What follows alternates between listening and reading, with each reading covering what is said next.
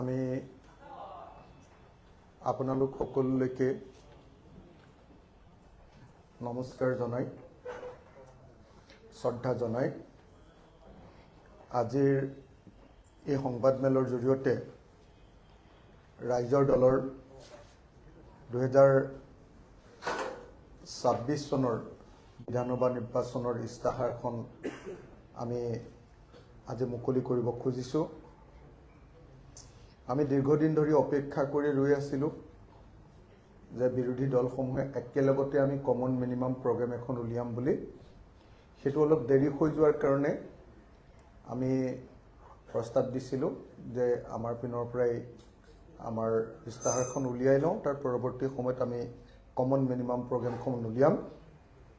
সেইকাৰণে আজি আমি আমাৰ দলৰ দৃষ্টিভংগী, আমাৰ দলৰ 2026 চনত যে নিৰ্বাচন হ'ব সেই নিৰ্বাচনত আমাৰ দলে অসমৰ ৰাইজক কি প্ৰতিশ্ৰুতি দিছে, কি কাম কৰিব, এই সম্পৰ্কে আমি যিখন ইস্তাহাৰ প্ৰকাশ কৰিছোঁ সেই ইস্তাহাৰ এতিয়া আমি উন্মোচন কৰিব খুজিছোঁ।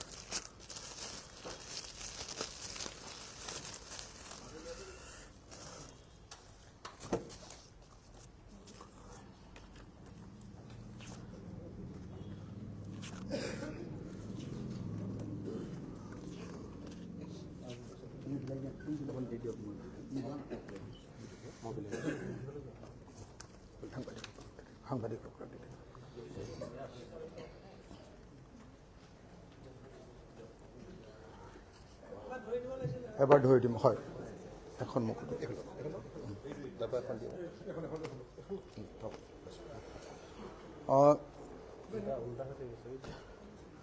তেতিয়া আমি সকলোৱে আমাৰ ইস্তাহাৰখন আপোনালোকৰ সন্মুখত পৰিৱেশন কৰিব খুজিছোঁ।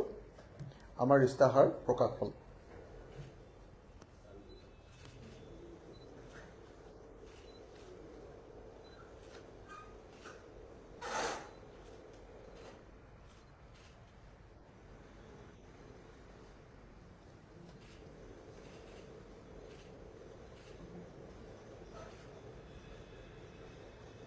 চবে ফটো উঠিম বুলি বৰ ধুনীয়াকৈ আছে ন? হাঁহি আমাৰ হ'বনে? হ'ব।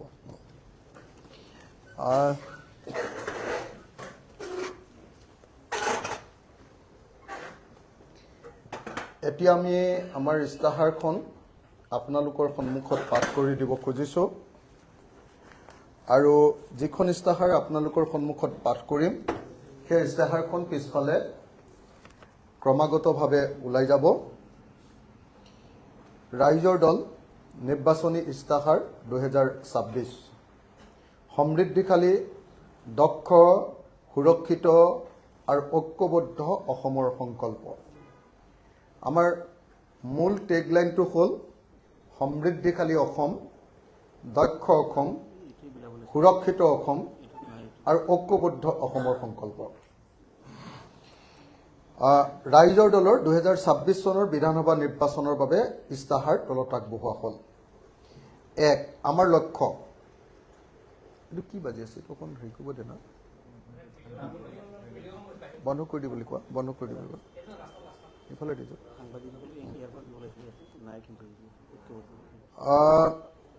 ৰাইজৰ দলৰ 2026 চনৰ বিধানসভা নিৰ্বাচনৰ বাবে ইস্তাহাৰ তলত আগবঢ়োৱা হ'ল। 1. আমাৰ লক্ষ্য নতুন অসম গঠন। ৰাইজৰ দলে এনে এখন অসমৰ সপোন দেখে য'ত থলগিৰি খিলঞ্জীয়া লোকসকলৰ নেতৃত্বত সমূহ অসমবাসী নিজৰ ভাগ্যৰ নিজেই বিধাতা হ'ব। 2026 চনৰ অসম বিধানসভাৰ নিৰ্বাচনৰ আমাৰ এই কৰ্মসূচী কেৱল প্ৰতিশ্ৰুতি নহয়, বৰঞ্চ বৈজ্ঞানিক কৃষি, বাণিজ্য, সকলো নাগৰিকৰ দক্ষতাৰ বিকাশ, ক্ষুদ্ৰ উদ্যোগ আৰু আন্তঃৰাষ্ট্ৰীয় পৰ্যায়ৰ পৰ্যটনৰ জৰিয়তে অৰ্থনৈতিক স্বৰাজ গঢ়াৰ এক দৃঢ় সংকল্প। আমি নিৰ্বাচনী ইস্তাহাৰত যেটো কৈছো যে খিলঞ্জীয়াৰ নেতৃত্বত সমূহ অসমবাসীক লগত লৈ এখন ইনক্লুসিভ আসাম, সকলোকে লগত লৈ আগবঢ়া এখন অসম, এইখনে হ'ব আমাৰ নতুন অসম। আৰু এই নতুন অসমখন গঢ়িবৰ কাৰণে আমি 5টা বিষয়ক আটাইতকৈ ইম্পৰ্টেন্স দিছো। তাৰ ভিতৰত বছৰৰ সকলো সময়তে খেতি, যাক আমি বৈজ্ঞানিক কৃষি বুলি কৈছো। বাণিজ্য মানে আমি কৈছো যে পূবৰ দুৱাৰখন মেলি দিয়া, আমাৰ যিমানবিলাক আগফালে থাইলেণ্ড, ম্যানমাৰ, ইণ্ডোনেছিয়া, বেংকক, আপোনাৰ কি কয় চীন, যিমানবিলাক দেশ আছে সেই দেশবিলাকৰ লগত বাণিজ্য মুকলি কৰি দিয়া, আমাৰ উত্তৰ পূৰ্বাঞ্চলৰ বাণিজ্য মুকলি কৰি দিয়া, উত্তৰ পূৰ্বাঞ্চলৰ বজাৰটো দখল কৰা আৰু অসমৰ নিজৰ বজাৰ আমাৰ নিজৰ হাতলৈ অনা। সকলো নাগৰিকৰ দক্ষতাৰ বিকাশ, আমি এখন দক্ষ অসমৰ কথা কৈছো, প্ৰফেশ্যনেল অসম নিৰ্মাণ। আৰু ক্ষুদ্ৰ উদ্যোগটোক আমি আমাৰ অৰ্থনীতিৰ এটা প্ৰধান অংগত পৰিণত কৰিব খুজিছো। এখন গাঁৱত এটা উদ্যোগ স্থাপন আৰু গাঁওখনৰ নিবনুৱা সমস্যাৰ সমাধান, এইটো হ'ল আমাৰ উদ্যোগ নীতিৰ প্ৰধান কথা। আৰু পৰ্যটনক আমি কৰিব খুজিছো যে আমাৰ পৰ্যটনটোক আন্তঃৰাষ্ট্ৰীয় পৰ্যায়ৰ পৰ্যটনত পৰিণত কৰি অসমৰ মানুহৰ পাৰ কেপিটা ইনকাম আমি কেইবাগুণলৈ বৃদ্ধি কৰিবৰ কাৰণে সিদ্ধান্ত লৈছো। এতিয়া মই আমাৰ দলৰ মূল যিকেইটা কথা সেইকেইটা এটা এটাকে পাঠ কৰি দিম, কিন্তু গোটেইখিনি মুঠ পৃষ্ঠা 4টা পৃষ্ঠা পাঠ কৰি দিলে ডেফিনেটলি দীঘলীয়া হৈ যাব। গতিকে মই মূল কথাকেইটা কৈ দিব খুজিছো। কৃষি, 12 মাহে শস্য শ্যামলা অসম, 12 মাহে শস্য শ্যামলা অসম, ৰাউণ্ড দ্য ইয়েৰ কৃষি বা গোটেই বছৰটো খেতিৰ ৰাজ্যত পৰিণত কৰাটো হ'ল আমাৰ সপোন। এতিয়া আমি ঋতুভিত্তিক খেতি কৰোঁ, শালি খেতিটো কৰোঁ আৰু বাকী সময়খিনি পৰি থাকে। বানপানী হ'লে শালি খেতিও নহয় আৰু খৰাং হ'লেও শালি খেতি নহয়। আমি ইয়াক পৰিৱৰ্তন কৰি অসমত এটা ত্ৰিফচলী বিপ্লৱ, কৃষি বিপ্লৱ আৰম্ভ কৰিব খুজিছোঁ, যে অসমৰ সকলো পথাৰতে বছৰত মিনিমাম 3বাৰ খেতি হ'ব। এইটো আমি আৰম্ভ কৰিব খুজিছোঁ। তাৰ পাছত আমি কৃষক মুক্তি কেন্দ্ৰ কৰিব খুজিছোঁ। কৃষক মুক্তি কেন্দ্ৰত থাকিব প্ৰতিখন গাঁৱত আমি কোল্ড ষ্টৰেজ, অন্যান্য ভঁৰাল ঘৰ আৰু পোনপটীয়া বজাৰৰ ব্যৱস্থা, যাতে মধ্যভোগীয়ে কৃষকক ঠগিব নোৱাৰে, নতুন এক বজাৰ ব্যৱস্থা গঢ়ি তুলিব খুজিছোঁ। এইটোক আমি কৃষক মুক্তি কেন্দ্ৰ বুলি কৈছোঁ। কিছুমান ঠাইক আমি জৈৱিক এলেকা হিচাপে ঘোষণা কৰিম, ছভৰেইন অৰ্গেনিক এৰিয়া। আৰু অসমৰ 20বিধ শস্যৰ ওপৰত আমি ন্যূনতম সমৰ্থন মূল্য দিব খোজো। তাৰ ভিতৰত ধানৰ পৰা মাকৈ, সৰিয়হ, মৰাপাট, দাইল, আদা, হালধি, ভোট জলকীয়া, বিভিন্ন পাচলি, ক্ষুদ্ৰ খেতিয়কৰ কেঁচা চাহপাত, ৰবৰ খেতিয়কৰ ৰবৰ আদিকে ধৰি 20বিধ।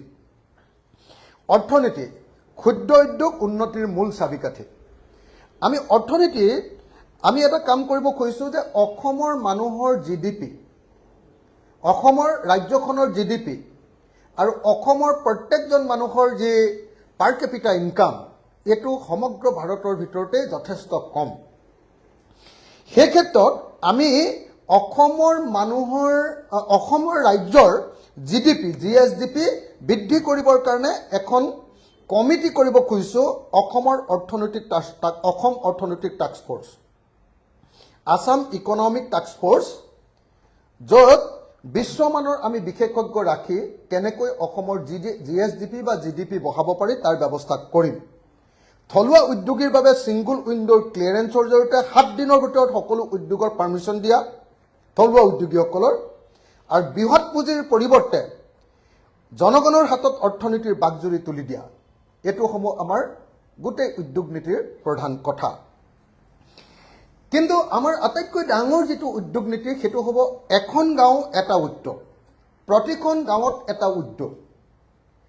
যিখন গাঁৱত যিটো বস্তু পোৱা যায় সাপোজ এখন গাঁৱত ভীমকল পোৱা যায়, ভীমকলৰ পৰা বেবি ফুড বা চেৰেলেক বনোৱাৰ ইণ্ডাষ্ট্ৰী, ভীমকলৰ পাতৰ পৰা এটা বায়'ডিগ্ৰেডেবল প্লেট বনোৱাৰ ইণ্ডাষ্ট্ৰী, ভীমকলৰ গা গছৰ পৰা সূতা বনোৱাৰ ইণ্ডাষ্ট্ৰী, ভীমকলৰ মধুনাৰ পৰা ডায়েবেটিছ নোহোৱা খাদ্য বনোৱাৰ ইণ্ডাষ্ট্ৰী, এই যিটো আমাৰ একোটা উদ্যোগ, প্ৰত্যেকখন গাঁৱতে এটা এটা ক্ষুদ্ৰ উদ্যোগ, আৰু সেই ক্ষুদ্ৰ উদ্যোগটোক 50ৰ পৰা 100 জন মানুহৰ নিয়োগ, যাতে আমি 100% মানুহক নিযুক্তি দিব পাৰোঁ।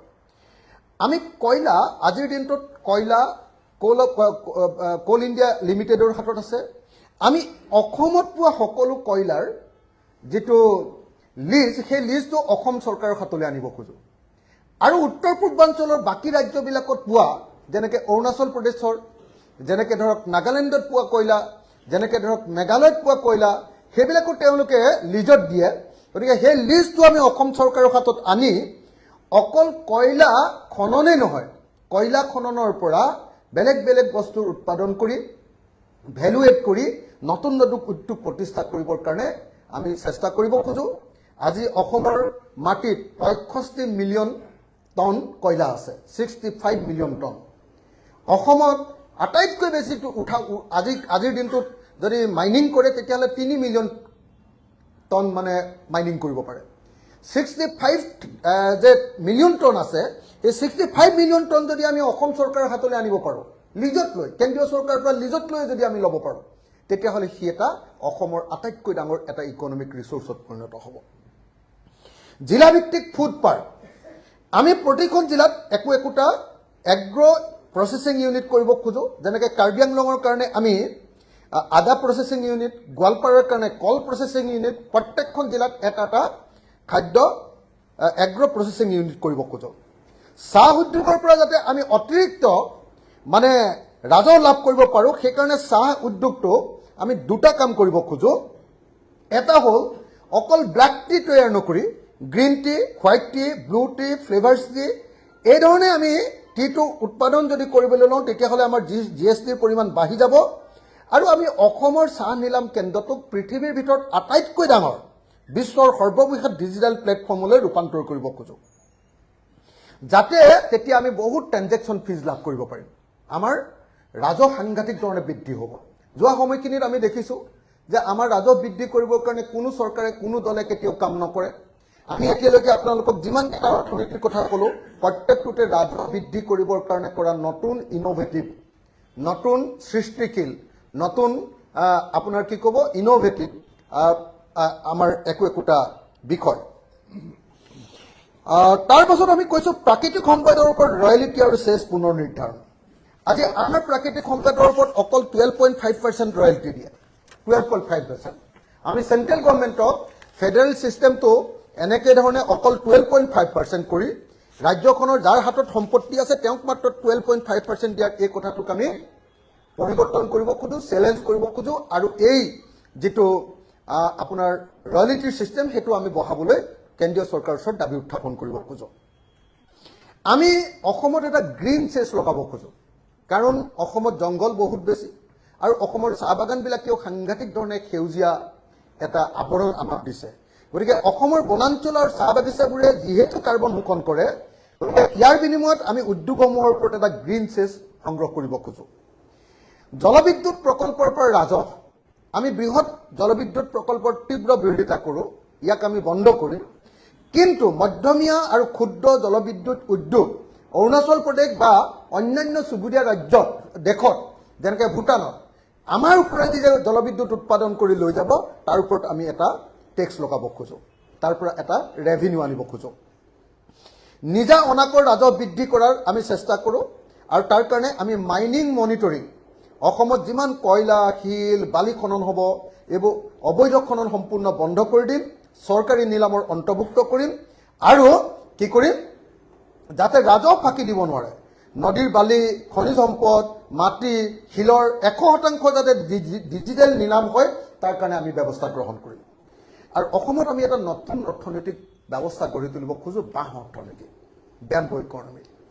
অকল বেম্বৰ পৰা ধুনীয়া ধুনীয়া ফাৰ্নিচাৰেই নহয়, বেম্বৰ পৰা ঘৰ বনোৱা উদ্যোগেই নহয়, বেম্বৰ পৰা ইথানল সৃষ্টি কৰি তৈয়াৰ কৰি যেনেকৈ আমাৰ এতিয়া NRLত সেই কামটো কৰিছে আমি অসমত এটা পেৰেলেল ফুয়েল ইকনমি গঢ়ি তুলিব খোজো আৰু অসমৰ ষ্টাৰ্টআপবিলাকৰ কাৰণে আমি 5,000 কোটি টকাৰ অসমত বাজেটত প্ৰত্যেকখন বাজেটত আমি 5,000 কোটি টকা ৰাখিম য'ত ষ্টাৰ্টআপবিলাকে আমি বিনা সুদত তেওঁলোকক আমি ধাৰ দিম বজাৰ দখল এইটো 4 নম্বৰ আমাৰ বজাৰ দখল আমি পূবৰ দুৱাৰ খুলি সমগ্ৰ দক্ষিণ পূব এছিয়াৰ বাণিজ্যৰ দুৱাৰমুখ ৰূপে অসমক প্ৰতিষ্ঠা কৰিব খোজো অসমৰ স্থানীয় বজাৰ নাগালেণ্ড অৰুণাচল প্ৰদেশ মেঘালয় আদিৰ চুবুৰীয়া ৰাজ্যৰ বজাৰ আমি দখল কৰিব খোজো আৰু লগতে অসমত সাংঘাতিক ধৰণে আমি অনলাইন ব্যৱসায়ৰো বৃদ্ধি কৰিব খোজো অসম ব্ৰেণ্ডিং অসমত কিছুমান বস্তু পোৱা যায় যিবিলাক পৃথিৱীৰ ক'তো পোৱা নাযায়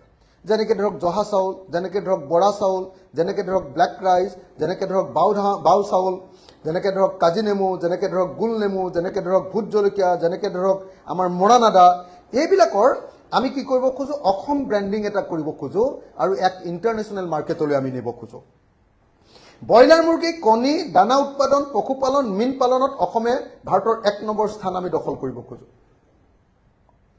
এইবিলাকত ব্ৰইলাৰ মুৰ্গী যেনেকৈ উৎপাদন কৰিব খোজো তেনেকৈ আকৌ ব্ৰইলাৰ মুৰ্গীৰ দানাও আমি উৎপাদন কৰিব খোজো গাহৰি উৎপাদন যেনেকৈ কৰিব খোজো গাহৰিৰ দানাও আমি উৎপাদন কৰিব খোজো এটো হল বজাৰ দখল 4 নম্বৰ 5 নম্বৰ যেটো আমাৰ মূল এটা বিষয় দক্ষতা পেছাদাৰী অসম নিৰ্মাণ মই সদায় চিঞৰি থাকো আপোনালোকে নিশ্চয় জানে যে আমাৰ ৰাজ্যৰ দলৰ এটা প্ৰধান উদ্দেশ্য হল এখন প্ৰফেশনেল অসম নিৰ্মাণ আমাৰ অৰ্থনীতি আজিৰ দিনটোত ফিউডাল সম্পূৰ্ণৰূপে সামন্তীয় অৰ্থনীতি আমাৰ প্ৰত্যেকটো কাম এৰাধেৰা আমি ইয়াৰ পৰিৱৰ্তে একদম পেছাদাৰী অসম ৰূপে গঢ়ি তুলিব খোজো আৰু তাৰ কাৰণে আমি এবাৰ অসমত এটা নতুন কনচেপ্ট গোটেই বিশ্বৰ ভিতৰতে এটা নতুন কনচেপ্ট আনিব খুজিছো সেই কনচেপ্টটোৰ নাম হ'ল ফিনিচিং স্কুল ফিনিচিং স্কুল মানে কোনোবাই যদি সঁচাকে মানে আনুষ্ঠানিক শিক্ষা এৰি দিব খোজে ধৰক কোনোবাই ক্লাছ 10ত স্কুল এৰি দিব খুজিলে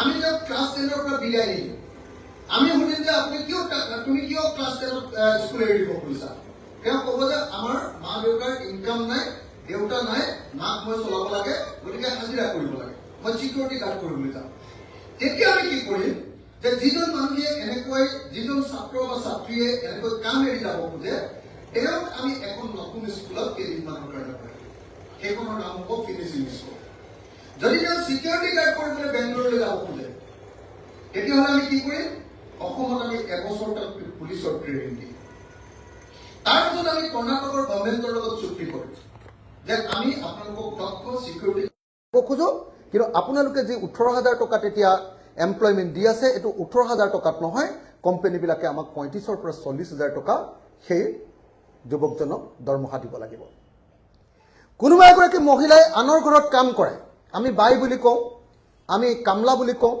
আনৰ ঘৰত কাম কৰা মহিলা বুলি কওঁ এই যে আনৰ ঘৰত কাম কৰা মহিলাগৰাকীকো আমি কেনেকৈ ঘৰ চাফা কৰিব লাগে কেনেকৈ ঘৰ মুচিব লাগে কেনেকৈ অসমীয়া মানুহ খাদ্য কেনেকৈ ৰান্ধে সাউথ ইণ্ডিয়ানে কেনেকৈ ৰান্ধে সেইবিলাকৰ ছমাহৰ আমি এটা ট্ৰেইনিং দি দিব খোজো তাৰপিছত তেওঁৰ নামটো আমি চৰকাৰৰ ওচৰত ৰেজিষ্টাৰ কৰিব খোজো তাৰপিছত চৰকাৰৰ পৰা তেওঁক এখন আমি খুব ধুনীয়া এটা ড্ৰেছ দিব খোজো আৰু সেই ড্ৰেছটো লৈ গৈ তেওঁ যদি দক্ষ শ্ৰমিক ৰূপে যেতিয়া মানুহ এঘৰত যেতিয়া কাম কৰিবলৈ যাব তেতিয়াহ'লে আজি মাহেকত যদি 4,000 টকাৰ দৰমহা পায় তেতিয়া তেওঁ 15,000 টকাৰ দৰমহা পাব আমি এনেকুৱা 20,000 টকাৰ দৰমহা পাব আমি এনেকুৱা অৱস্থালৈ দক্ষতা লৈ যাব খোজো সাপোজ অসমৰ এজনী ছোৱালীয়ে স্কুল এৰিব খুজিছে যদি তাই কম বয়সত স্কুল এৰিব খোজে মানে কম পঢ়াত স্কুল এৰিব খোজে তেতিয়াহ'লে তাইক আমি এনজিঅ'ত কাম কৰিব পৰাকৈ তাইক আমি নাৰ্ছ শিকাই দিম নাৰ্ছিং ট্ৰেইনিং দিম যদি তাই তাতকৈ অলপ বেছি দক্ষ তেতিয়াহ'লে তাইক আমি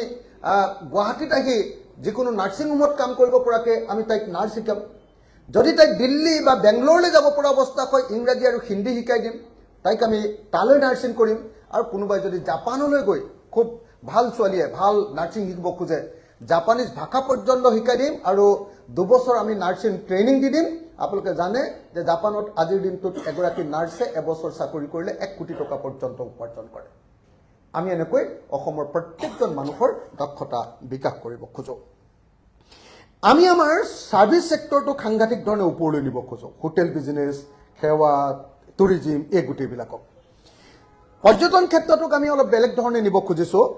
অসম কেৱল ভ্ৰমণৰ ঠাই নহয়, বিশ্বৰ ভিতৰত এক অন্যতম আকৰ্ষণীয় পৰ্যটন কেন্দ্ৰলৈ ৰূপান্তৰ কৰাৰ কাৰণে আমি সাধনা কৰিম।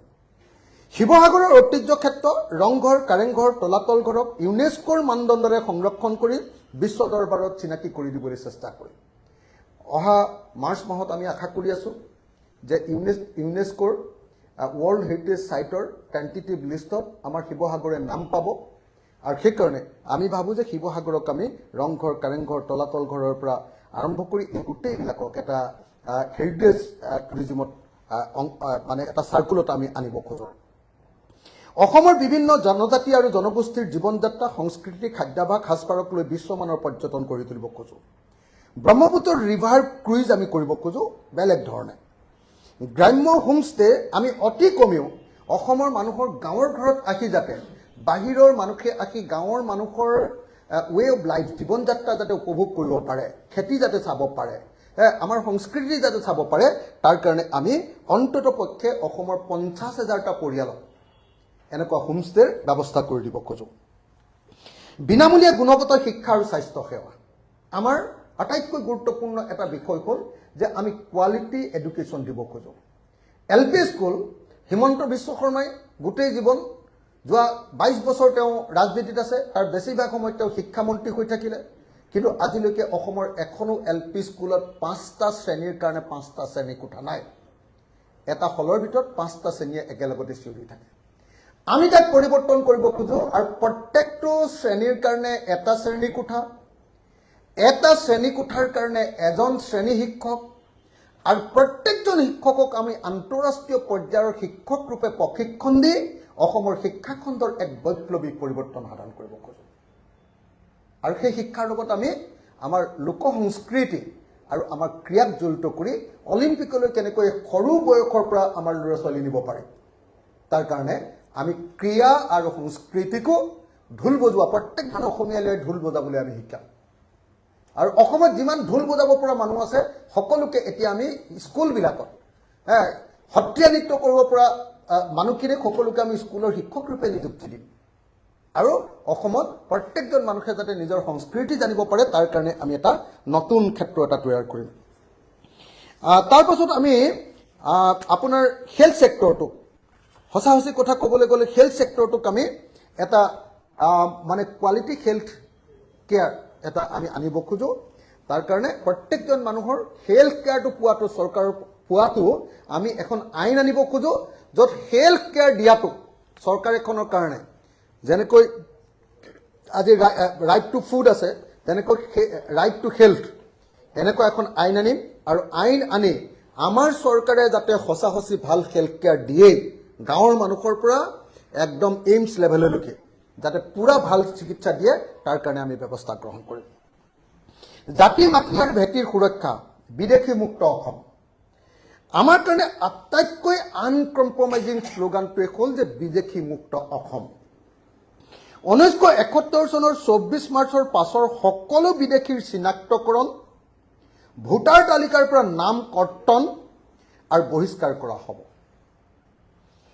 গেথেলা মাৰি থকা NRCত কোনো বিদেশীৰ নাম অন্তৰ্ভুক্ত নকৰাকৈ পূৰ্ণাংগ ৰূপত আমি আকৌ প্ৰকাশ কৰিম। আৰু NRCত অন্তৰ্ভুক্ত নোহোৱাসকলক বহিষ্কাৰ কৰি দিম। আৰু বৈধ সকলো ভাৰতীয় নাগৰিকক আইন অনুসৰি ৰাষ্ট্ৰীয় পৰিচয় পত্ৰ প্ৰদান কৰি দিম, যাতে কোনেও কাকো অবাবতে কোনেও কাকো হাৰাশাস্তি কৰিব নোৱাৰে, আৰু এই সমস্যাৰ আমি লগে লগে সমাধান কৰি পেলাম। ভূমি সংস্কাৰ, সকলো খিলঞ্জীয়া ভূমিহীন আৰু পত্ৰাবিহীন পৰিয়ালক অগ্ৰাধিকাৰ ভিত্তিত আমি মাটিৰ পট্টা দিম। তদুপৰি চাহ শ্ৰমিকসকলৰ তেওঁলোকৰ বসবাস কৰি থকা লাইনৰ কোৱাৰ্টাৰসহ মাটি আৰু বাগানৰ মাজত 10 মাটিত খেতি কৰি থকা খোলা মাটিৰ আমি মাটিৰ পট্টা প্ৰদান কৰিম। লগতে 1971 চনৰ 24 মাৰ্চৰ আগতে অসমলৈ আহি ভাৰতীয় নাগৰিক ৰূপে যিসকলে NRCত নাম অন্তৰ্ভুক্ত কৰিব পাৰিব, তেওঁলোককো মাটিৰ পট্টা দিয়াৰ ব্যৱস্থা কৰা হ'ব। কা বিৰোধী স্থিতি যিকোনো প্ৰকাৰে হ'লেও আমি কাখন অসমত কাৰ্যকৰী কৰিবলৈ নিদিওঁ। নাগৰিকত্ব সংশোধনী আইন 2019 আমি বাতিল কৰিম। এইটো আমাৰ সমগ্ৰ অসমীয়া মানুহৰ প্ৰতি আমাৰ এইটো প্ৰতিশ্ৰুতি। আৰু অসম চুক্তিৰ 6 নম্বৰ দফাৰ ৰূপায়ণৰ ব্যৱস্থা চাহ শ্ৰমিকৰ সৰ্বাংগীন বিকাশ শ্ৰমিকৰ পৰা মালিকলৈ আমি কৈছো যে চাহ শ্ৰমিকৰ মজুৰি বৃদ্ধি কৰা হ'ব আৰু চাহ শ্ৰমিকক সকলো পিএফ যিমানবিলাক বকেয়া পিএফ আছে সকলো পিএফ দিয়াৰ ব্যৱস্থা কৰা হ'ব ভূমিৰ মালিকী স্বত্ব প্ৰদান কৰা হ'ব আমি কলোৱে অলপ আগতে আৰু শিক্ষা আৰু স্বাস্থ্যত চাহ শ্ৰমিকৰ কাৰণে আমূল পৰিৱৰ্তন কৰা হ'ব আৰু সকলো ক্ষুদ্ৰ চাহ খেতিয়কৰ যি চাহপাত সেই চাহপাতৰ ওপৰত আমি মিনিমাম ছাপোৰ্ট প্ৰাইচ বোলে 1 কেজি চাহপাত যিকোনো সময়তে মিনিমাম 25 টকাতকৈ কম দামত কোনেও কিনিব নোৱাৰিব হেতুৰ কাৰণে দৰকাৰ হ'লে চৰকাৰে চাহপাত কিনি ল'ম চৰকাৰে নিজে ফেক্টৰী খুলিম আৰু যদি চৰকাৰে কিনিব নালাগে যদি ফেক্টৰীয়ে কিনিব লাগে সেই ফেক্টৰীয়ে চৰকাৰে বান্ধি দিয়া দামত চাহপাত ক্ষুদ্ৰ চাহ খেতিয়কৰ চাহপাত কিনিব লাগিব নহলে সেই ফেক্টৰীৰ মালিকক গ্ৰেপ্তাৰ কৰা হ'ব হেতুৱে কেঁচা চাহপাতৰ এমএছপি হেতুৱে বান গৰাখহনীয়াৰ স্থায়ী সমাধান বানমুক্ত অসম আমি বানমুক্ত অসম গঠন কৰিবৰ কাৰণে কি কৰিব খোজো জানেনে বানপানী আৰু গৰাখহনীয়া অসমৰ এক অভিশাপ ৰাইজৰ দলে ইয়াক কেৱল সাহায্য প্ৰদানৰ মাধ্যম নকৰি এক স্থায়ী সমাধানৰ পথ উলিয়াব ইয়াক ৰাষ্ট্ৰীয় দুৰ্যোগ ঘোষণা কৰিবৰ কাৰণে আমি সংসদত যুঁজ দি ইয়াক ৰাষ্ট্ৰীয় দুৰ্যোগ ৰূপে ঘোষণা কৰিম বৈজ্ঞানিক নদী ব্যৱস্থাপনা কৰিম আন্তঃৰাষ্ট্ৰীয় নদী বিশেষজ্ঞৰ পৰামৰ্শৰে নদীসমূহৰ পাৰবোৰ বন্ধন কৰা হ'ব নদীৰ এলেকা ভিত্তিক খনন বা ড্ৰেজিং কৰা হ'ব গভীৰতা বৃদ্ধি কৰা হ'ব ঠায়ে ঠায়ে সৰু সৰু নদীবান্ধ নিৰ্মাণ কৰি জলসিঞ্চনৰ ব্যৱস্থা কৰা হ'ব লগতে নদী নিয়ন্ত্ৰণ কৰা আৰু মথাউৰিক আমি স্মাৰ্ট বান্ধলৈ ৰূপান্তৰ কৰিম শদিয়াৰ পৰা ধুবুৰীলৈ ব্ৰহ্মপুত্ৰ আৰু সম্পূৰ্ণ বৰাক নদী বৈজ্ঞানিক পদ্ধতিৰে সামগ্ৰিকভাৱে নিয়ন্ত্ৰণ বা ব্যৱস্থাপনা কৰাৰ ব্যৱস্থা কৰা হ'ব খহনীয়াগ্ৰস্ত ক্ষতিপূৰণ আৰু সংস্থাপন দিয়া হ'ব আৰু জলাশয়সমূহ পুনৰুদ্ধাৰ কৰি বাৰিষা কালত পানী যাতে জমা থাকে তাৰ ব্যৱস্থা কৰা হ'ব জাতীয় প্ৰশ্নৰ মীমাংসা ফেডাৰেল ভাৰতত ফেডাৰেল অসম এটো আমাৰ অসমৰ ৰাজনীতিলৈ এটা অত্যন্ত মৌলিক এটা নতুন চিন্তা ফেডাৰেল ভাৰতত ফেডাৰেল অসম তাত কি কৈছো আমি ষষ্ঠ অনুসূচীৰ অঞ্চল কাৰ্বি আংলং উত্তৰ কাছাৰ পাৰ্বত্য পৰিষদ আৰু বিটিএডি এইকেইখনক কি কৰিম যে এই তিনিওখনৰ স্বায়ত্তশাসিত পৰিষদক সকলো সাংবিধানিক ক্ষমতা প্ৰদান কৰিম আৰু দিছপুৰৰ দৰে সমান ক্ষমতা সম্পন্ন মন্ত্ৰীসভা আৰু বিধানমণ্ডল গঠনৰ কাৰণে আমি প্ৰচেষ্টা অব্যাহত ৰাখিম এটো এটা নতুন এটা বৈপ্লৱিক চিন্তা ভৈয়াম জনজাতিৰ স্বায়ত্তশাসন ব্যৱস্থা সাংবিধানিক সুৰক্ষা বিজেপি চৰকাৰৰ এটা প্ৰধান প্ৰতিশ্ৰুতি আছিলে যে ৰাভা তিৱা মিচিং দেউৰী ঠেঙাল কছাৰী সোণোৱাল কছাৰী আজি জনজাতিসকলৰ স্বায়ত্তশাসনক তেওঁলোকে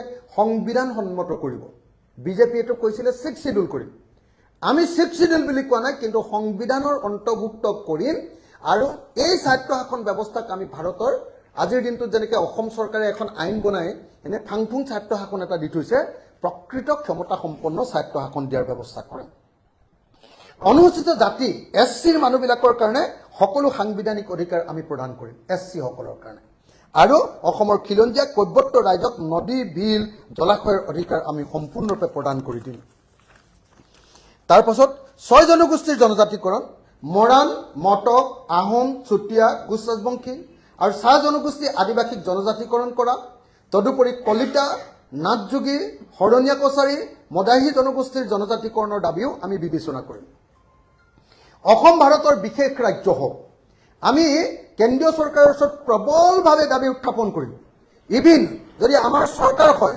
সেই চৰকাৰৰ মুখ্যমন্ত্ৰীও দিল্লীৰ বিৰুদ্ধে সংগ্ৰাম কৰিব আৰু সংগ্ৰাম কৰি কি কৰিব যে অসমক ভাৰতৰ 371 আৰ্টিকল 371 নাগালেণ্ডে যেটো 371 অনুচ্ছেদৰ অধীনত বিশেষ ৰাজ্য পাইছে তেনেকুৱাকে অসমৰ মাটি আৰু অসমৰ মাটিৰ তলৰ তেল কয়লা সুনীল এইবিলাকৰ অধিকাৰ অসমৰ হাতলৈ আমি কাঢ়ি আনিবৰ কাৰণে ব্যৱস্থা কৰিম সিকিমে যেনেকৈ 371 এফত বিধানসভা আৰু সংসদত তেওঁলোকৰ বিশেষ জনজাতিৰ কাৰণে যেনেকৈ আসন সংৰক্ষণ কৰাৰ ব্যৱস্থা আছে লেপচাবিলাকৰ কাৰণে তেনেকৈ অসমৰ খিলঞ্জীয়া মানুহৰ কাৰণে আসন সংৰক্ষণৰ কাৰণেও আমি 371 এফ ইয়াক কাৰ্যকৰী কৰিবৰ কাৰণে দাবী কৰিম কৰ্ণাটকে লাভ কৰি থকা যেটো চাকৰিৰ সংৰক্ষণ কেন্দ্ৰীয় চৰকাৰৰ চাকৰি তেওঁলোকৰ কৰ্ণাটক গভৰ্ণমেণ্টৰ চাকৰি অকল কৰ্ণাটকী মানুহৰ কাৰণে সংৰক্ষণৰ যিখিনি ব্যৱস্থা ৰাখিছে ঠিক তেনেকৈ ভাৰতৰ সংবিধানৰ 371 জেৰ অধীনত আমি কেন্দ্ৰীয় চৰকাৰ আৰু ৰাজ্য চৰকাৰৰ চাকৰি সংৰক্ষণৰ বাবে যুঁজ দিম আৰু অসমত থকা সৰু বৰ সকলো জনগোষ্ঠীৰ প্ৰতিনিধিত্বৰ বাবে ভাৰতৰ সংবিধানৰ আৰ্টিকল 169ৰ অধীনত আমি উচ্চ সদন গঠন কৰি আমি সকলো জনগোষ্ঠীক সমান মৰ্যাদা আৰু সমান অধিকাৰ প্ৰদান কৰিম স্বচ্ছ দক্ষ আৰু ক্ষিপ্ৰ প্ৰশাসন আমাৰ এই ক্ষেত্ৰত আটাইতকৈ ডাঙৰ শ্লোগানটো হ'ল ভয়মুক্ত অসম আমি এনেকুৱা এখন অসম গঢ়িব খোজো যিখন অসম সম্পূৰ্ণৰূপে ভয়মুক্ত অসম ইয়াত কোনেও ভয় কৰিব নালাগে প্ৰত্যেকজন নাগৰিক তেওঁ ঠেলাৱালা হওক তেওঁ ৰিক্সাৱালা হওক তেওঁ কেতিয়াও ট্ৰেফিকৰ পৰা ভয় কৰিব নালাগে তেওঁ পুলিচৰ পৰা কেতিয়াও ভয় কৰিব নালাগে একদম সাধাৰণ শ্ৰেণীৰ এজন মানুহে কেতিয়াও এজন ডাঙৰ উদ্যোগপতিৰ পৰা ভয় কৰিব নালাগে কোনো মানুহে ফেচবুকত চৰকাৰক সমালোচনা কৰিলে আমি কোনো ধৰণৰ একশ্যন নলওঁ চৰকাৰক 100% সমালোচনা কৰিব পৰাৰ অধিকাৰ প্ৰদান কৰা এখন ভয়মুক্ত অসম আমাৰ প্ৰশাসনৰ মূল কথা অসমৰ প্ৰত্যেকজন নাগৰিকে ভয়মুক্তভাৱে বসবাস কৰিব পাৰিব আৰু পূৰ্ণ বাক স্বাধীনতা উপভোগ কৰিব পাৰিব সম্পূৰ্ণ গণতান্ত্ৰিক প্ৰশাসন ব্যৱস্থা আমাৰ চৰকাৰৰ গ্যাৰান্টি হ'ব আমাৰ প্ৰশাসন সম্পূৰ্ণৰূপে সংবিধানসন্মতভাৱে চলিব আৰু সকলো গুণ্ডাগিৰি আৰু মাফিয়াগিৰিৰ পৰা জনগণক সম্পূৰ্ণৰূপে আমি সুৰক্ষিত কৰি ৰাখিম সকলো জাতি সকলো বৰ্ণ সকলো ধৰ্ম সকলো জনগোষ্ঠীৰ মানুহক আস্থা আৰু বিশ্বাসৰ প্ৰতীক হ'ব আমাৰ চৰকাৰ প্ৰতিখন চৰকাৰৰ প্ৰতি পিতৃ মাতৃ সুলভ স্নেহ থাকিব কিন্তু সাম্প্ৰদায়িক আৰু গোষ্ঠীবাদী আৰু বৰ্ণবাদীহঁতৰ যি সংঘাত বা সংঘৰ্ষত তাৰ বিৰুদ্ধে আমি জমদূত সদৃশ প্ৰশাসন ব্যৱস্থা গঢ়ি তুলিম সকলো চৰকাৰী কাৰ্যালয় পুলিচ থানা স্বচ্ছ নিকা দুৰ্নীতিমুক্ত ক্ষিপ্ৰ কাৰ্য সম্পাদনৰ বাবে দায়বদ্ধ হ'ব কৰ্মচাৰী কল্যাণ আমি সকলো চৰকাৰী কৰ্মচাৰীক OPS দিম আৰু সকলো চৰকাৰী কৰ্মচাৰীৰ কাৰণে কাম কৰাৰ পূৰ্ণাংগ সুস্থ পৰিৱেশ দিম আমি বৃহৎ নদীবান বন্ধ কৰিম নাৰী সবলীকৰণৰ ক্ষেত্ৰত আমাৰ আটাইতকৈ ডাঙৰ কথাটো হ'ল যে আমি অসমৰ আত্মসহায়ক গোটবিলাকক এটা উৎপাদন কেন্দ্ৰত পৰিণত কৰিব খোজো য'ত হিমন্ত বিশ্ব শৰ্মাই আত্মসহায়ক গোটবিলাকক কেৱল ভোট কেন্দ্ৰৰূপে পৰিণত কৰিব খোজে ভোট লোৱাৰ হাথিয়াৰ ৰূপে ব্যৱহাৰ কৰিব খোজে আমি তেওঁলোকক কি কৰিব খোজো যে এটা উৎপাদন কেন্দ্ৰত পৰিণত কৰিব খোজো আৰু উৎপাদন কেন্দ্ৰত পৰিণত কৰি তেওঁলোকৰ কাৰণে আমি গ্লোবেল মাৰ্কেট এখন আত্মসহায়ক গোটবিলাকে যিবিলাক বস্তু মানে প্ৰডাকশ্যন কৰিব সেইবিলাকৰ অনলাইন প্লেটফৰ্ম আৰু গ্লোবেল প্লেটফৰ্ম এখন আমি গঢ়ি তুলিম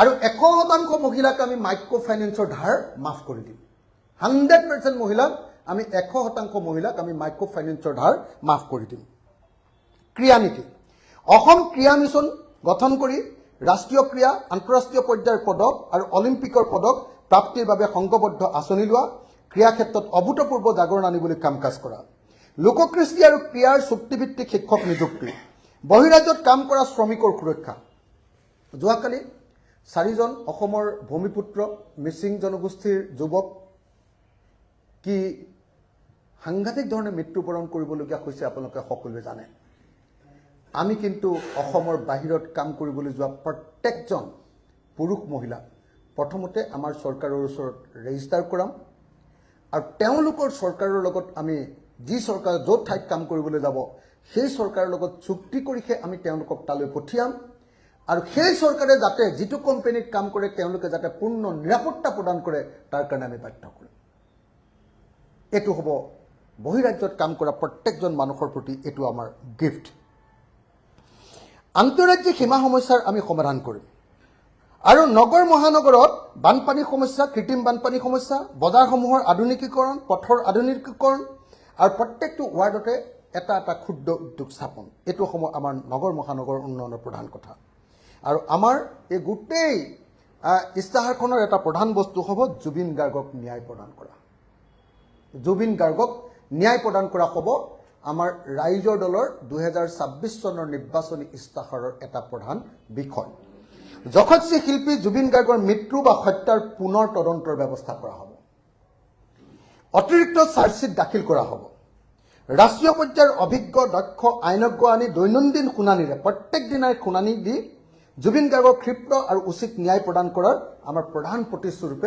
প্ৰতিশ্ৰুতিৰূপে আমি অসমবাসী ৰাইজৰ সন্মুখলৈ আমাৰ প্ৰতিশ্ৰুতি আগবঢ়াই দিছোঁ আৰু এইবিলাক কৰিবৰ কাৰণে ক'ৰ পৰা কেনেকৈ পইচা আহিব ক'ৰ পৰা কেনেকৈ পইচা আহিব সেই কথাটো আমি ইয়াত কৈ দিছোঁ। তাৰ ভিতৰত আমি অসম চৰকাৰৰ বৰ্তমান চলি থকা যিমানবিলাক আমাৰ বেনিফিচিয়াৰী স্কিম আছে, সেই বেনিফিচিয়াৰী স্কিমবিলাকৰ ভিতৰত অকল এটা বেনিফিচিয়াৰী স্কিমে আমি ৰাখিম, সেইটোৰ নাম হ'ব অৰুণোদয়। অৰুণোদয়টো আমি ৰাখিম, কিন্তু এতিয়া চৰকাৰখনে কিছুমান মহিলাক অৰুণোদয় দিছে, কিছুমানক দিয়া নাই। আমি অসমৰ নিজে চাকৰি নকৰা প্ৰত্যেকগৰাকী মহিলাক আমি অৰুণোদয় দিম, আৰু সেই অৰুণোদয়ৰ পৰিমাণটো আমি ৩,০০০ কৰি দিম, ৩,০০০ টকা। আমি অৰুণোদয় কণ্টিনিউ ৰাখিম, ইয়াক ৩,০০০ টকালৈ পৰিণত কৰিম, আৰু অৰুণোদয় ৩,০০০ টকালৈ পৰিণত কৰাই নহয়, লগতে কি কৰিম যে প্ৰত্যেকগৰাকী মহিলাই যাতে অৰুণোদয় পায় সেইটোৰ ব্যৱস্থা কৰিম। লগতে ফিজিকেলি চেলেঞ্জ, থাৰ্ড জেণ্ডাৰ আৰু 65 বছৰৰ ওপৰৰ যিবিলাক মানুহে বৃদ্ধ পেঞ্চন পায়, প্ৰত্যেকটো বৃদ্ধ পেঞ্চনৰ পৰিমাণ আমি ৩,০০০ টকা কৰিম। আমাৰ পইচা পাতি ক'ৰ পৰা আহিব এই সম্পৰ্কে ইতিমধ্যে বহুত কথা কৈ আহিছে। তথাপিও আমি ইয়াত পুঁজিৰ উৎসবিলাকৰ বিষয়ে কৈছোঁ, কেনেকৈ আমি অপব্যয় ৰোধ কৰিম। ধৰক আজিৰ দিনটোত হিমন্ত বিশ্ব শৰ্মাই অসম চৰকাৰ টকাৰে সদায় হেলিকপ্টাৰ চলায়, এখন হেলিকপ্টাৰ বুক কৰে সদায় থাকে, এখন চাৰ্টাৰ্ড ফ্লাইট সদায় বুক কৰে থাকে। আমি এনেকুৱা ধৰণৰ যিবিলাক অপব্যয় আছে, আৰু ধৰক এতিয়া অসম চৰকাৰে অকল আপোনালোকে দেখিছে প্ৰত্যেকটো কথা আজিকালি কাৰোবাক 1250 টকা দিয়ে, সেইটো এখন ডাঙৰ মিটিং কৰি তাতে আকৌ 12 কোটি টকা খৰচ কৰি 10 কোটি টকা খৰচ কৰি ডাঙৰ ফাংচন কৰি দিয়ে। পৰিস্থিতি এনেকুৱা পৰ্যায়লৈকে গৈছে যে অসম চৰকাৰে এতিয়া 100টা চাকৰি হ'লেও ডাঙৰ ফাংচন পাতে। পৰিস্থিতি এনেকুৱা পৰ্যায়লৈ গৈছে যে কেইদিনমানৰ পাছত চাগে অসম চৰকাৰে ইলেকশ্যনৰ আগত আহি পালে দৰমহাটো কেইদিনমানৰ পাছত জজ ফিল্ডত বা প্ৰত্যেকখন জিলা সদৰৰ হেৰিয়াত মানে চৰকাৰী চাকৰিয়ালবিলাকৰ দৰমহাটোও চাগে এতিয়া এনেকৈ ফাংচন পাতিহে দিব, এনেকুৱা ধৰণৰ মানে ফাংচন পাতিহে দিব। সেইটো ব্যৱস্থা নহয়। আমি স্পষ্ট ৰূপত জনগণৰ যেতিয়া কামেই কৰিম, আমি আৰু এনেকুৱা ধৰণৰ অপব্যয়বিলাক ৰোধ কৰিম। হেলিকপ্টাৰ, চাৰ্টাৰ্ড ফ্লাইট এইবিলাকৰ যিবিলাক অতিমাত্ৰা ব্যয় সেইবিলাক নাইকিয়া কৰিম। মন্ত্ৰী এম এল এবিলাকৰ একদম কোৱাৰ্টাৰৰ পিছত কোৱাৰ্টাৰ, 4টা অসমৰ মুখ্যমন্ত্ৰীৰ হেৰি কি কয় বাসগৃহ, চৰকাৰী বাসগৃহ, এইবিলাক ব্যৱস্থা আমাৰ তাত নাথাকে। এনেকুৱা ধৰণৰ অপব্যয়বিলাক ৰোধ কৰিম, আৰু বেলেগ বেলেগ কি কি ইনকাম চ'ৰ্চ হ'ব এইবিলাক আমি দেখুৱাইছোঁ। গতিকে মূলতঃ এইকেইটাই কথা। কিন্তু মই আপোনালোকক 5টা কথা ৰিপিট কৰি দিব খুজিছোঁ যে আমি অসমখন খিলঞ্জীয়াৰ নেতৃত্বত সকলোকে সামৰি লোৱা অসমত পৰিণত কৰিব খোজোঁ। শব্দটো কি কৈছোঁ? খিলঞ্জীয়াৰ নেতৃত্বত সকলো জাতি জনগোষ্ঠীৰ মানুহক সামৰি লোৱা অসম, নম্বৰ 1। নম্বৰ 2, আমি অসমখনক 5টা কাম কৰি দিব খোজোঁ। 5টা কাম। 1, ৩,০০০ টকাৰ অৰুণোদয় আমি দিব খোজোঁ।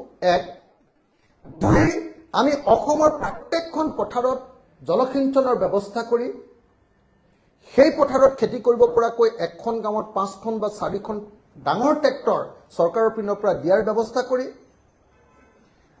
সাৰ বিনামূলীয়া বা ছাবচিডাৰী ৰেটত সাৰ, কেমিকেল ফাৰ্টিলাইজাৰ দিয়াৰ ব্যৱস্থা কৰি, আৰু যদি 3বাৰ খেতি কৰে তেতিয়াহ'লে খাজনা ফ্ৰী কৰি দি আমি অসমত এটা নতুন কৃষি বিপ্লৱ আনিব খোজোঁ, যাক আমি ত্ৰিফচলী কৃষি বিপ্লৱ নাম দিছোঁ। বছৰৰ 12 মাহে খেতি।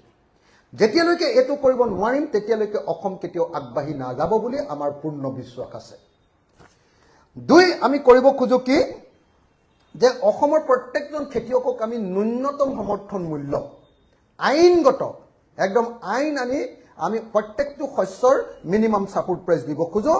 আনকি কেঁচা চাহপাত আৰু ৰবৰ খেতিয়কৰ ৰবৰৰ আমি মিনিমাম ছাপোৰ্ট প্ৰাইচ দিব খোজোঁ।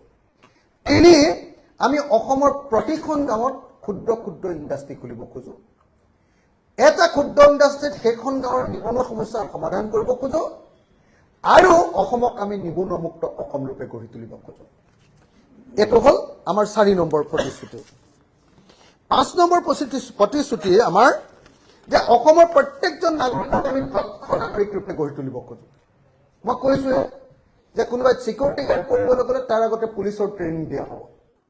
কোনোবাই আনৰ ঘৰত কাম কৰিবলৈ গ'লে তাৰ আগতে কেনেকৈ ভাত ৰান্ধিব লাগে, ঘৰ চাফা কৰিব লাগে, তাৰ ট্ৰেইনিং দিয়া হ'ব।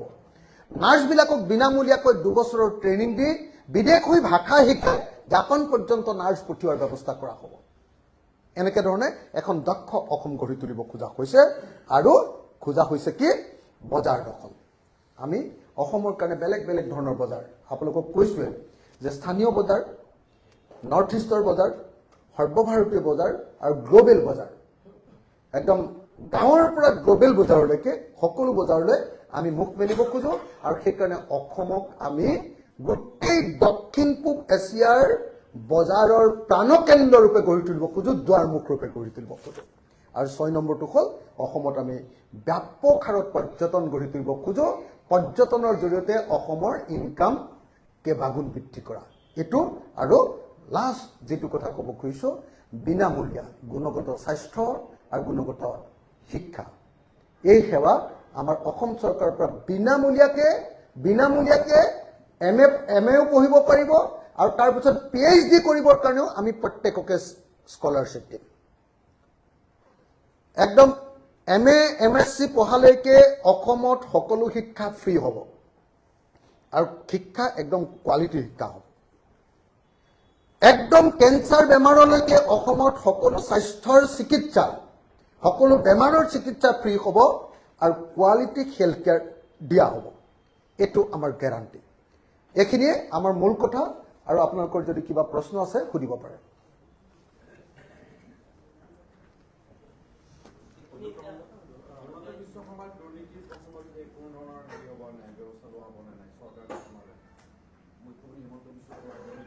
কি কৈছে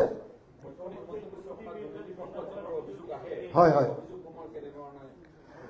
ডেফিনেটলি আপোনালোকে এটা বস্তু খাটাং থাকিব পাৰে যে ৰাইজৰ দলে যদি চৰকাৰলৈ আহে উইদিন 24 আৱাৰ্ছ কিছুমান বিষয়ৰ ওপৰত গোচৰ ৰুজু কৰা হ'ব আৰু উইদিন 7 ডেজ দোষীসকলক গ্ৰেপ্তাৰ কৰাৰ ব্যৱস্থা গ্ৰহণ কৰা হ'ব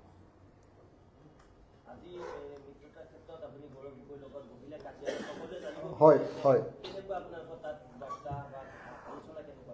আজি গৌৰৱ গগৈ ডাঙৰীয়া প্ৰদেশ কংগ্ৰেছৰ সভাপতি গৌৰৱ গগৈ ডাঙৰীয়া আজি দিনৰ ৰাতিপুৱা 9:30 আমাৰ কাজিৰঙা অৰ্কিড পাৰ্কলৈ গৈছিলে আমাৰ যোগাযোগ হৈছিলে আৰু আজি ৰাতিপুৱা তেখেতে আমাৰ লগত আলোচনাত বহাৰ প্ৰস্তাৱ দিছিলে আৰু সেই অনুসৰি আমি আজি ৰাতিপুৱা 9:30 পৰা 11:30 লৈকে অতি মনোযোগেৰে অতি সৌহাৰ্দ্যপূৰ্ণভাৱে মই আৰু গৌৰৱ আমি দুজনে প্ৰদেশ কংগ্ৰেছৰ সভাপতি আৰু ৰাইজৰ দলৰ সভাপতি আমি দীঘলীয়া 2 ঘণ্টা জোৰা অতি সৌহাৰ্দ্যপূৰ্ণ আলোচনাৰ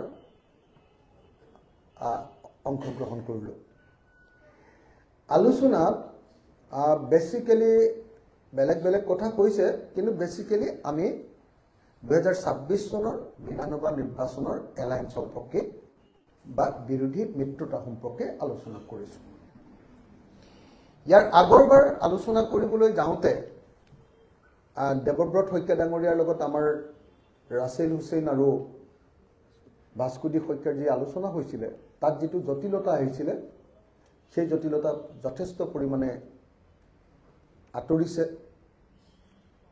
যথেষ্ট সৌহাৰ্দ্যপূৰ্ণ আলোচনা আছিলে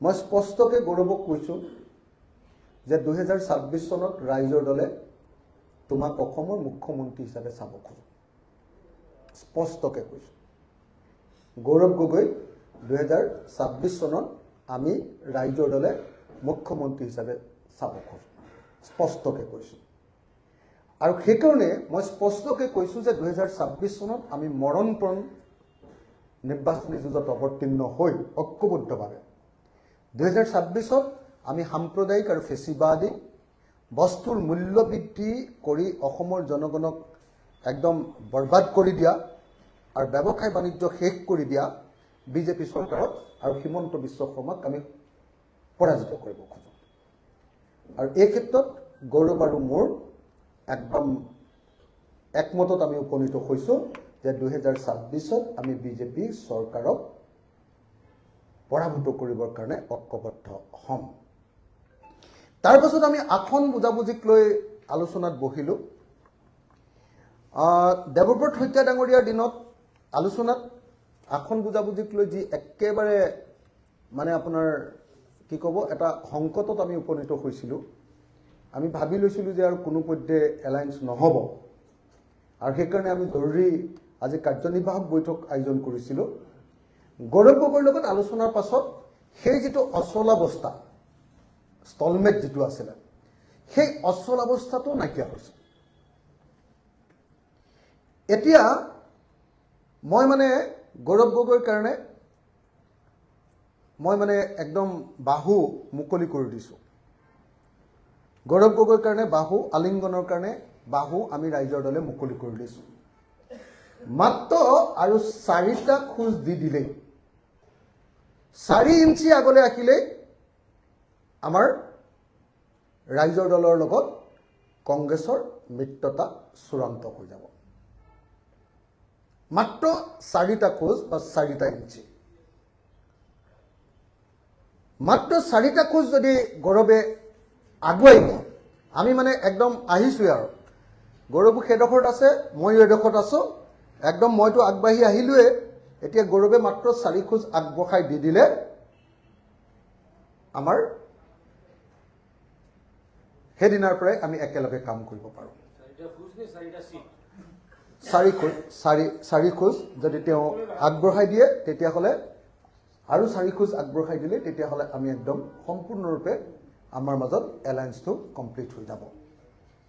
সেইকাৰণে মই আপোনালোকক কওঁ যে আজিৰ আলোচনা অত্যন্ত সৌহাৰ্দ্যপূৰ্ণ, অতি বিস্তৃত, অতি বন্ধুত্বপূৰ্ণ আৰু অতি মনোৰম আলোচনা আছিলে। সঁচাকৈ গৌৰৱৰ লগত মই ইমান দীঘলীয়াকৈ কেতিয়াও কথা পতা নাছিলোঁ। আজি গৌৰৱৰ লগত কথা পাতি বহুত সুখী হ'লোঁ। মই ভাবি আছিলোঁ মানে গৌৰৱৰ ৰিজাৰ্ভ বুলি, কিন্তু গৌৰৱে পূৰা সাৱলীল, ধুনীয়া, সাৱলীলভাৱে একদম মানে সকলো বিষয় আমি ডিটেইলছত আমি কথা পাতিছোঁ। আৰু ডিটেইলছত কথা পতাৰ পাছত আমাৰ প্ৰায় বেছিভাগ বিষয়ে মীমাংসা হৈ গৈছে, প্ৰায় বেছিভাগ বিষয়। মই প্ৰস্তাৱ দিছিলোঁ যে আমি এখন কি কয় কমন মিনিমাম প্ৰগ্ৰেম হ'ব লাগে। সেইটো গৌৰৱে কৈছে যে নহ'লে প্ৰথমতে আমি সকলোৱে নিজৰ নিজৰ ইস্তাহাৰকেইখন উলিয়াই লওঁ, তাৰপাছত দেখা যাব। আৰু যদি কমন মিনিমাম প্ৰগ্ৰেম নহয়ও তেতিয়াহ'লেও আমি আমাৰ ইস্তাহাৰবিলাকৰ যিবিলাক বিষয় সেইবিলাক কেনেকৈ ৰূপায়ণ কৰিব পাৰি, ৰূপায়ণ কমিটি এখন গঠন কৰি লওঁ, এইবুলি কৈছে। আৰু গৌৰৱে একদম স্পষ্ট ভাষাত কৈছে যে বিজেপিক পৰাভূত কৰিবৰ কাৰণে কংগ্ৰেছ সম্পূৰ্ণৰূপে এলায়েন্সৰ কাৰণে প্ৰস্তুত। আৰু ময়ো মুকলিমূৰীয়াকৈ কৈছোঁ যে এলায়েন্সৰ কাৰণে আমি অধৈৰ্য হৈ গৈছোঁ সোনকালে কৰা, গতিকে অতি সোনকালে মীমাংসা হৈ যাব। গৌৰৱৰ লগত কথা পতাৰ পাছত আমাৰ এই এলায়েন্স সম্পৰ্কে যি চিটৰ বিস্তৃত কথা আলোচনা কৰি থকা দেৱব্ৰত শইকীয়া ডাঙৰীয়াই মোৰ লগত ফোনত 2-3 বাৰ আকৌ আলোচনাত বহিলে ফোনযোগে। গতিকে সেইফালেও চিটৰ ডিটেইলছতো আমি কিছু পৰিমাণে এতিয়া আগবাঢ়ি গৈছোঁ। গতিকে মই ক'লোৱে মাত্ৰ 4টা খোজ আগবাঢ়ি আহিলেই গৌৰৱ আমাৰ দুয়োটাৰ মাজত হাগিংটো হৈ যাব আৰু পূৰা আমি ইজনে সিজনক আলিংগন কৰি একদম হিমন্ত বিশ্ব শৰ্মাৰ বুকু কঁপাই দিব পাৰিম।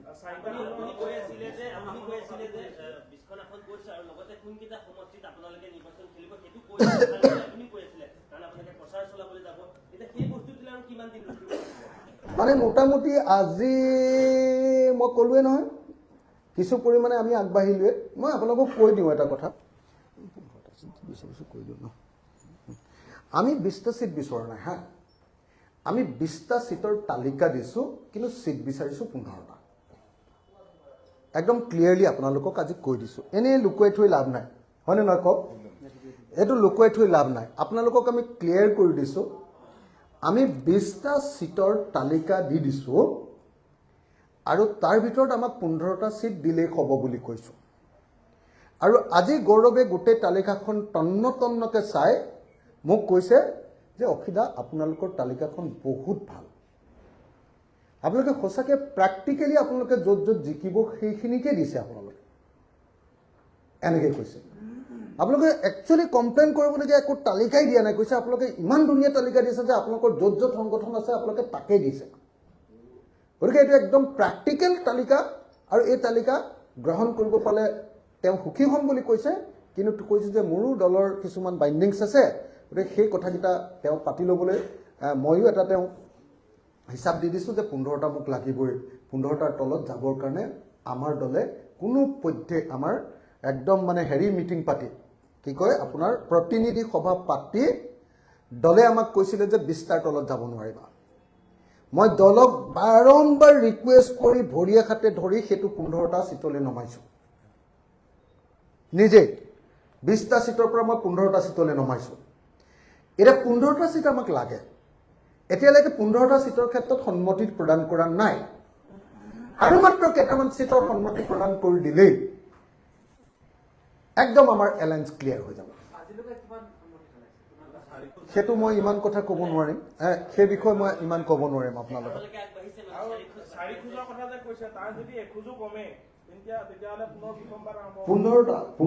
15টা সিট আমি পাব খোজো আৰু 15টা সিট মানে ওচৰাচৰি হৈ গৈছে আৰু অকণমান আগবাঢ়ি দি দিলে খেলাই খতম মুঠতে হিমন্ত বিশ্ব শৰ্মাৰ মোৰ অহা 2 দিন বা 3 দিনৰ ভিতৰত গৰম হোৱাটো খাটাম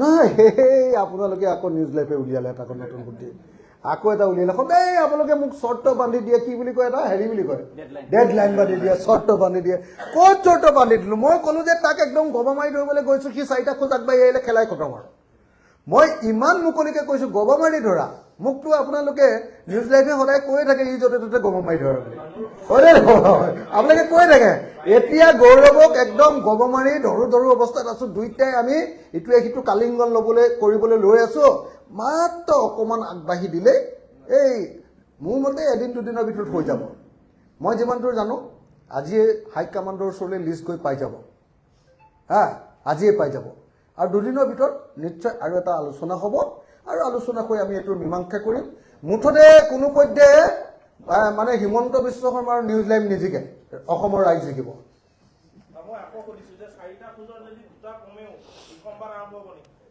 আৰে মাজত 4টা খোজ আছে মাত্ৰ মাজত 4টা খোজ আছে অকণমান আগবাঢ়ি দিলে খেলা খতম বুলি কৈছোঁ নে নাই আহি আছোঁ দুইটা ধৰো অৱস্থাত আছোৱে আৰু আৰে কি ধুনীয়াকে ফেচবুকত কৈছে কি ধুনীয়াকে টিভিত কৈ থৈ গৈছে আপোনালোকৰ চেনেলবিলাকত ওলাই আছে এতিয়া আপোনালোকৰ চেনেলবিলাকত চব ওলাই আছে গৌৰৱে যি কৈছে মইতো একো বাইতে দিয়া নাই মোক ধৰি লৈহে কৈছে এক লাইন কওক মই কৈছোঁ গৌৰৱে যি কৈছে সেইটোৱে সঁচা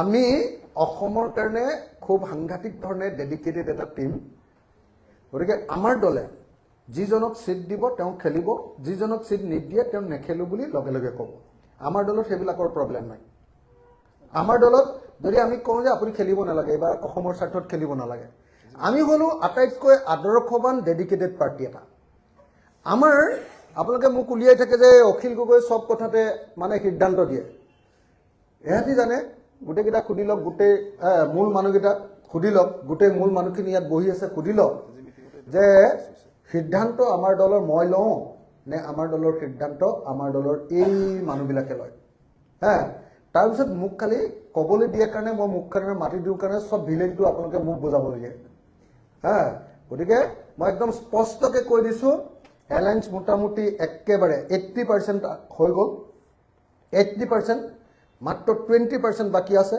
এই 20% হওঁ অৱস্থাত আছে অকণমান গ্ৰীণ ছিগনেল আহোঁ অৱস্থাত আছে হৈ যাব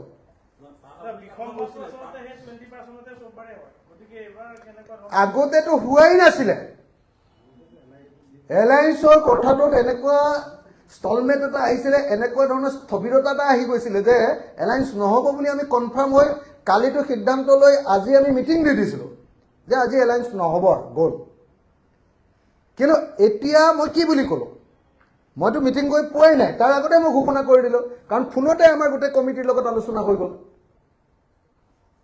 বুজিছে নাই সেইকাৰণে মই একদম ক্লিয়াৰলি আপোনালোকক ক'লোঁ এলায়েন্স হোৱাটো প্ৰায় খাটাং কিন্তু তাৰ কাৰণে গৌৰৱ গগৈ আৰু 4টা খোজ দিব লাগিব।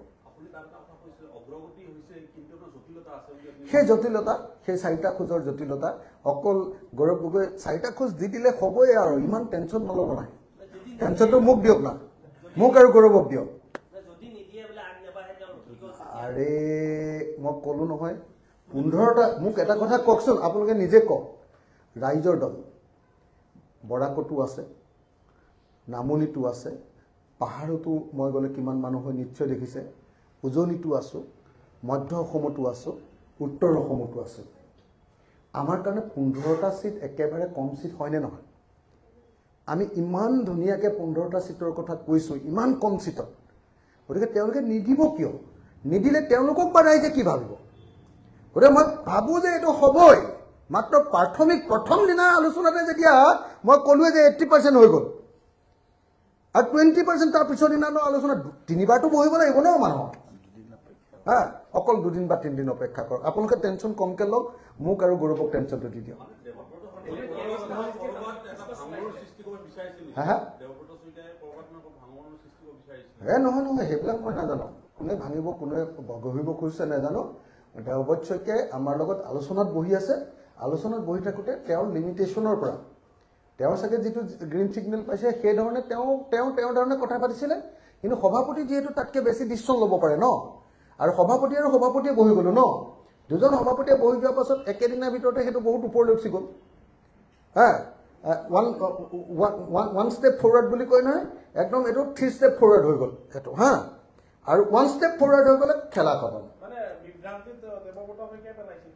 না না, সেইবিলাক আপোনালোকে আকৌ এনেই আকৌ নিজা ধৰণে এটা বিশ্লেষণ কৰি কাজিয়া এটা লগাবলৈ ব্যৱস্থা কৰিব খুজিছে, সেইটো আমি নাকচ কৰিছোঁ। 66টাত খোজকাঢ় চলাই আছোঁ আজিৰ দিনটোত। 66টা ছিটত আজিৰ দিনটোত আমাৰ এপ্লিকেশ্যন আহিছে। 66টা ছিটত এপ্লিকেশ্যন আহিছে, 142খন এপ্লিকেশ্যন, 145খন এপ্লিকেশ্যন আহিছে 66 ছিটত। 66 ছিটত 145খন এপ্লিকেশ্যন অহাৰ পাছত আমি 15টা ছিট যে ল'ব খুজিছোঁ, এইটো আপোনালোকে আমাক ধন্যবাদ নিদি নোৱাৰে। মানে আমাৰ নিচিনা ছেক্ৰিফাইচ কৰা মানুহ পৃথিৱীতে নাই। আৰু যিদিনা আমাৰ লগত এলায়েন্স হৈ যাব, তাৰপিছত মই যিটো ধুমুহা গতিৰে অসমত কেম্পেইন আৰম্ভ কৰিম, সেই ধুমুহাত কোন টিকি থাকিব, কোন উপৰি যাব, সকলোৱেতো জানেই আপোনালোকে। নাই, এতিয়া ৰুদ্ৰমূৰ্তি কি, এতিয়া হাঁহি মূৰ্তি লৈ লৈছোঁ, দেখা নাই জানো?